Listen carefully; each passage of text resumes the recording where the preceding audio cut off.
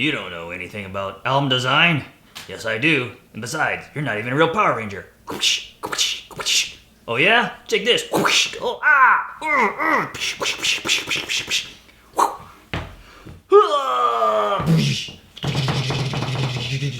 Oh yeah? Well, I'll show you album design. I've got tips you've never learned. Oh yeah? Well, I was designing albums before you were even created. Bah, bah, bah, bah. What are you doing? Nothing. I'm working. Doing album design stuff. Huh? Okay, well, can you keep it down in there? Do you see why I say that I have 3 children? There's one of them right there, the biggest one. Creative. That's my creative process. Okay. I'm just, you know, You're coming up with a new idea. getting the juices flowing. You boys are all the same. Creative that way. Sorry, honey. Love you, honey. Just keep it down. Bye.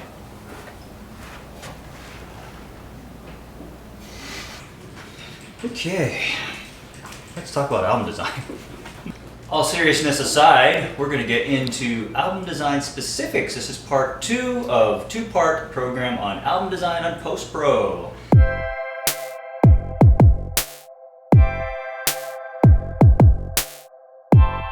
And last week, if you didn't see last week's episode, I was with Lindsay from Red Boot Design covering some really great design essentials, design concepts, things to make your designs look better, do's and don'ts when you're either submitting your images in for design from another company or doing it yourself. So today we're going to talk about tips in Photoshop when you're designing yourself and you want to make it go a little faster, a little easier.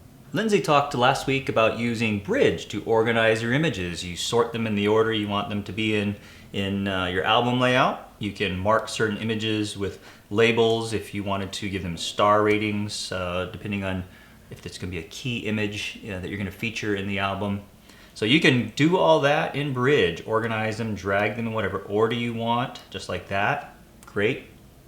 Then in Photoshop, that's where you actually will start your layout. And I'm going to just show you a quick action. A great way, if you're designing for the same album company on a regular basis, you can create an action, if they don't have templates for you already, to start your page and put on the basic elements for you to get started. So it automates at least the basics of getting your album started. So let me show you how to do that first of all. So I'm going to be just in Photoshop right now, and I'm going to have a action set. So open up your actions window. If you haven't done actions before, don't worry about it. This is a pretty simple action, and I'll give you a kind of head start into how to make and use actions. So open up the actions window, create a folder right here at the bottom of the window here. There's a folder button, and you can call it album design, or you can call it Fred, whatever you prefer. And in the album design folder now, we'll actually start our first action by clicking the little page icon down here in the bottom right.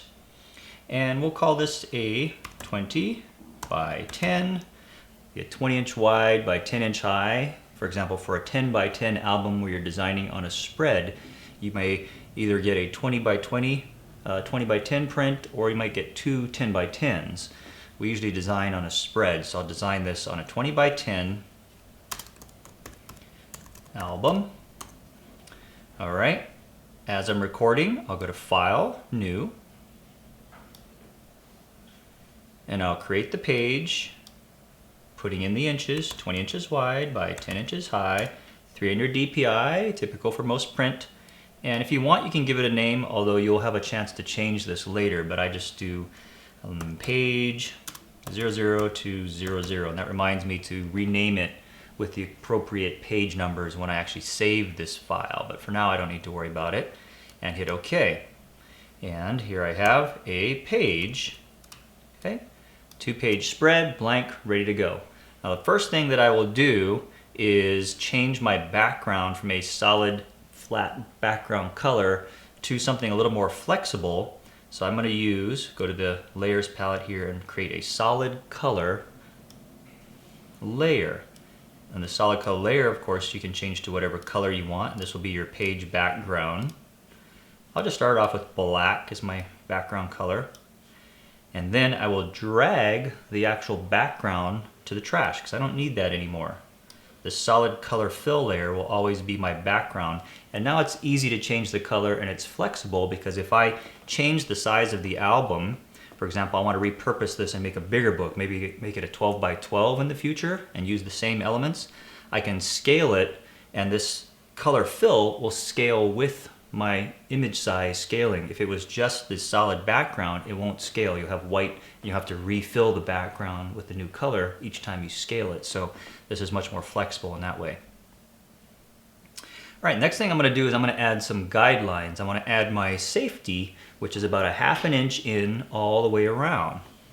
It's a good idea to view your rulers if you aren't already viewing them.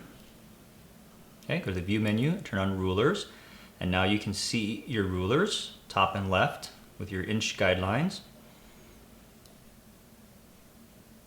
Okay, and the next thing we're going to do is go to view, new guide, and we're going to type in exact positioning for these guides. Now you can go to your ruler and drag a guideline off, put it on your image wherever you want it, but it's a little hard to get it precise. So since we're recording this in an action that we're going to reuse over and over again, I want it exactly at a certain spot.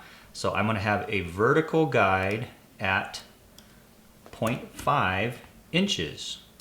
Okay, so there you see, it now puts 1.5 inches in from the left, 1/2 inch in, and then I'll do the same again. So new guide, and this time this is a 20-inch wide page, so if I want it 1/2 inch from the right, it'd be 19.5, right? 19.5. There's my other vertical, and then I'll do the same for the top and bottom. Horizontal guide at 0.5. And one more, horizontal guide at 9.5 because it's 10 inches tall. And there we have our guides. Now if you want, you can also put a center guide to help you with when you're doing spreads or keeping things out of the gutter. So I'll go view, new guide, and this time it's a vertical guide at 10 inches exactly because it's a 20-inch wide. So now we have the page, we see the two sides of the spread. It's all ready to go, just about. But what I want to do is I want to record actually bringing some images in here so that actually the action will prompt me for images, kind of taking it one step further, helping me get this album design going. So I'm going to use the mini bridge, and here's a cool little trick for getting images in. You want them as a smart object, and you can bring images in singly by going to File, Place. Now the reason you use File, Place instead of just opening another image and then dragging it is that File Place puts the image into this layout that you're looking at, not as a separate file, and it also puts it in as a smart object. A smart object is really important in album design because it's flexible. You can size it up and down as much as you want, and it won't hurt the resolution until you finally flatten that file. So it's like one transformation versus if I just put an image on there normally as a dumb object, if I were to size it up and then size it back down while I'm experimenting with this layout, each time I size it, it's interpolated and I lose image data, so it becomes quite a bit degraded after 2 or 3 sizing. So make it a smart object, much more flexible. So you can do it that way. Go to File, Place, and just select any file to put in here. I prefer, since we're using the bridge to organize, using the mini bridge. And the mini bridge is a little floating palette in Photoshop. If you don't see it, you can go to your window menu here and go to Extensions and choose Mini Bridge, and that will bring it up. And this is basically a mini version of your bridge that you can peek into without leaving the file you're working on in Photoshop. But what's cool about Mini Bridge, something you can't do with the normal bridge, is I can select multiple files, for example 3 here, that are going to go into this page, drag them right here onto my layout, let go, and they all get placed as smart objects immediately. Now the first one will come in. You don't see the other ones. The first one comes in, and you have to set the transformation. In other words, hit enter or return. You can size it first if you want, or move it, then hit return, and then the next image appears, hit return, and then the next image appears. Now you can size these later, so sometimes I just bring them in and boom, boom, boom, hit return to just get them all on the page. But now you'll see on the right side on my layers palette, these 3 images are all smart objects. And you can tell they're smart by the little icon on the bottom right of the layer icon here. Looks like a mini page. So these are all smart objects, and now I can select them individually or together, drag them around. Now I'm going to stop recording my action. So you'll notice now in the action, you've got several steps in here. Some of it is me just clicking around, showing you things. So I can get rid of those steps. So for example, these where I just selected and moved the layer around here in that example, those are all recorded, but I can select them by shift clicking across them and just drag those steps to the trash. The only steps I want to keep are these here, making the page, filling it with black, getting rid of the background, making the guides, and placing those 3 images. All right? If you want now, save this action as 3 image. It's a 20 by 10 album with 3 images. And say OK. So let's test this thing now. When I run this 20 by 10 album with 3 images, I don't want to bring in the same 3 images, right? Because this will be for a different client next time. So here's all you have to do. Right next to the place commands in your action, click on the dialog box options right here. And that will make the action stop, ask you for a new image, and let you place that one rather than the ones you recorded. So let's test it out. Click on the album action, click play, makes the page, sets the guides, asks for an image, and I'll go and I'll pick any 3 images here, and I can pick now new images that I'm going to use on this layout. So I'll pick the first one, click on place, it comes in. If I want to just size it later, I just hit enter. Make sure you hit enter to set the transform. The box comes up, allowing my second image to be chosen. And then I choose my last image, and the action's done. So see how much quicker that is once you've set up that action? It gets you all started, and now you just do the fine-tuning of the images to get them just exactly where you want them. So let's continue from there. The images are in. I'm ready to start sizing them and adjusting them. First thing you want to do is make sure you have Snap on under your View menu, and make sure under Snap to, these options are checked. All right? Guides, document bounds, etc. So make sure to go to View, Show, and Smart Guides to make sure that they're on. Now, Smart Guide helps you align images to each other or to the edges of the page or to some sort of typical boundary, which saves a lot of time. So notice as I slide this image around, the magenta line is the Smart Guide. There's one for the center. There's one that matches the center of the image. Okay, so the image will just kind of snap when it hits one of these Smart Guides, and it also helps you align images to each other and to the centers of other images, so it's really handy to have on. All right, now to resize an image, shortcut, Command or Control T on any image, and then you have corner handles. Make sure to hold the Shift key as you drag to keep it from distorting the image. Okay, size the image however you want, hit enter. Again, because it's a smart object, if I wanted to play with the sizing and size this up and down, maybe a little bit bigger here, I can do that as much as I want all day long, and it's not going to hurt the quality of the image. Where if it wasn't a smart object, I could not do that. Okay, so let's position this. Now remember these safety lines here, we set these up. These are not the trim, but the safety. It's about a 1/2 inch. The trim would be about a 1/16 or a 32nd of an inch from the edge, and that really depends on the album company you're designing for. So your designer, if you send it to Lindsay or one of our designers at Red Boot, they can tell you exactly how much, and they'll know when they're designing for you. Or if you're designing yourself, make sure you check with the album company and say, what are my trim and what are my safety margins? And you set those up. So I'm going to keep this image on the safety, 1/2 inch in, and it'll snap right there, and then I can arrange the others. So this image here, I want it to be a 3/4 panorama with a bleed. Scoot this one over a little bit. So I'm going to transform it and size it up just a little bit. So remember what Lindsay was talking about last week, that if you want this to be a bleed, meaning the image goes right off the page, then always design it by putting it to the very edge of your page in Photoshop. Okay? Don't put it in a little bit thinking that you're going to compensate for the trim, because you don't know exactly how much this is going to be. So we'll put that right there on the edge, up to the very edge of the page. That's my 3/4 panorama. I know my split, my page split is going to be right here, which is fine. It doesn't intersect anything important in the image. And then there's an image behind here. Now notice when I click on the images and drag, I just point to it and that image moves. Now to make that happen, you have to turn on this auto select, this little button at the top here, auto select layer. You can also auto select a group if you put the images into a folder on your layers palette right here. New group from layers. So let's say I selected these 3 images, put them into a group. Now they're in a folder in my layers palette. If I said auto select group, I click anywhere and it moves those images as a set. If I have auto select layer, I click on an image and only that one image will move.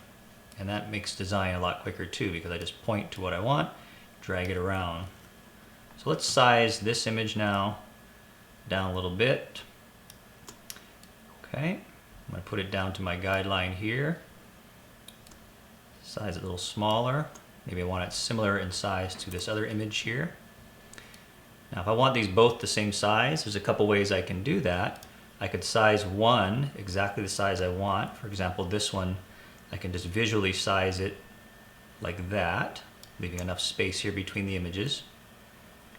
Okay, and with that image selected here on my palette, I'm going to command click on the icon for that image. Excuse me. Command click on the icon for that image. That makes a selection exactly around the image. And if I look at my info palette up top, right up here, it tells me the exact dimensions of that image. That image is 3.753 inches wide. 3.753. With that knowledge, I am armed with the information, 3.753, to go to this image, select it, free transform, Command T, lock the dimensions up at the top, and then type into the width 3.753 IN for inches, all right, and hit enter. And now this one is exactly 3.75 inches wide, so it matches the exact width of the image above it without me having to guesstimate by dragging it, and hit enter to set the transform. Okay, if you want to hide these guidelines, use your command key and your colon. So just command your colon, or control your colon if you're on a PC, to hide and show those guides. Now you see your layout, you like it. Ooh, the only thing I want to do is add a couple of key lines on these images over here. Let me show you real quick how to add those key lines. Select one of the images, for example this one, on your layers palette. Go to the effects menu and stroke it. Ooh, trivia. Who sang that song? Stroke me, stroke me, stroke, stroke. Okay, be the first one to send in who sang that song, and you'll win a box of Betty Crocker Super Moist Cake Mix autographed by me. That's right. One box only, autographed. If you can send in the name of the artist that sang that song. I'm going to put it right there. Okay, so we'll add the stroke. Effects, stroke. And then here, change this to inside on the position. Change the color to white or whatever you want in the color swatches. And change the size to the size that you want. Now keep it pretty thin. And you want it inside stroke, because if you use outside, the corners get rounded and it looks stupid. So just don't do it. All right, inside stroke, say okay. To put that same stroke on the image below so that it matches, you just grab that stroke, hold your Option or your Alt key, and drag it to the other image layer. And now you have a stroke here and a stroke there. The strokes match, everything's good. We probably don't need the stroke on the big image because that one's different. And there you go. Now there are some basic design tips.